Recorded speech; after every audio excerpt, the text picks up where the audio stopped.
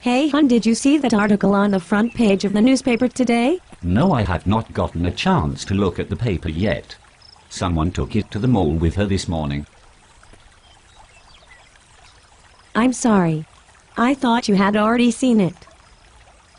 There was an article about Jimmy's elementary school in it. It said that there is a growing problem with the number of overweight and obese children there. They think part of the problem is because of the quality of food being served to them for their school lunches. Well, Jimmy's not overweight or obese and he eats the lunches at school, so that can't be the problem. We can just go by our Jimmy. And it didn't say that the lunches there were the only cause, just one of them that needs to be fixed. There are so many overweight children today that as a whole they are set to have a shorter life expectancy than us as their parents. That's crazy. What could they possibly be serving to the kids that is so unhealthy? The article said that most of the food there is either prepackaged, frozen, or fried. Hardly any of it is actually cooked fresh. And that French fries count as a vegetable. Can you believe that? You're right. That is absurd. But if parents are so unhappy with the school lunches, why can't they just pack a lunch for their kids to take to school with them? I've packed a lunch for Jimmy before. Yes, I know you have, dear.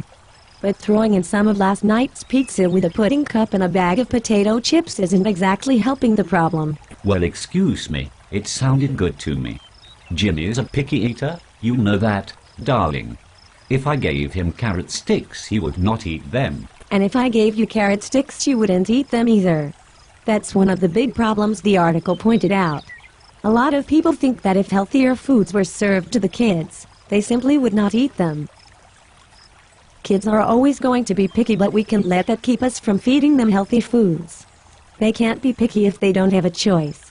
We need to try to introduce them to as many options as possible so they can learn about the different foods too. So what will happen to the companies who supply the schools with food right now?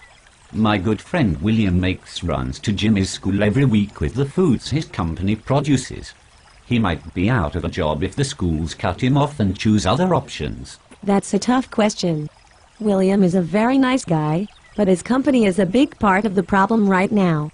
Large companies like us have spent millions of dollars lobbying against changes because right now they have so much control over the school's food that other options don't even have a chance of getting in. Then how are we going to change the lunches? Who else would come in to provide the food? The kids aren't going to like it if everything they are so used to changes all of a sudden. I think the teachers should talk about healthy eating in class and have activities to make trying new foods fun for them. Does that mean you're going to make me try new foods at home now too? I'm sorry, honey. We need to start setting a better example for Jimmy. So what else did this article have to say? This can't just be a problem at Jimmy's school. No, you're right, it's not just there. It's all over the country. Recent studies show that 16% of kids between the ages of 6 and 11 are obese. That's up from a mere 4% back in the 1970s. Wow, that sure sounds like a lot. Why is that number going up so fast? That's the million-dollar question. It is known we have a problem with portion size in this country, and it's a problem that has worked its way into schools as well. I think the real issue lies between the combination of large portion sizes and nutritionless foods. Because of this, the majority of kids are eating a large amount of empty calories at school. I wonder if William is aware of the enormity of this problem his company is contributing to. I should show him this article you are talking about. Maybe he could even work on having his company work alongside some of the local farmers to supply the school with fresher foods. That would help out the economy around here as well. It would be like killing two birds with one stone. I think that is an excellent idea. If we want to reverse this problem, we have to spread the word in any way possible. And William would be a great person to start with because he could have a great amount of influence, at least at Jimmy's school. Right now I think we need to educate all of the parents who don't know what is being fed to their kids at school. I read that the kids who bring their own lunches from home are typically healthier than those who eat at school. The kids that eat at school are 29% more likely to be obese than those who brown bag it. Can you believe that?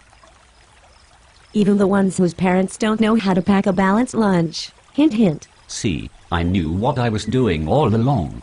Just putting Jimmy's best interest in mind. Of course you were, dear. I'll go grab the newspaper from the counter so you can have a chance to take a look at it. That would be wonderful, darling. I'll go see about setting up lunch with William sometime this week.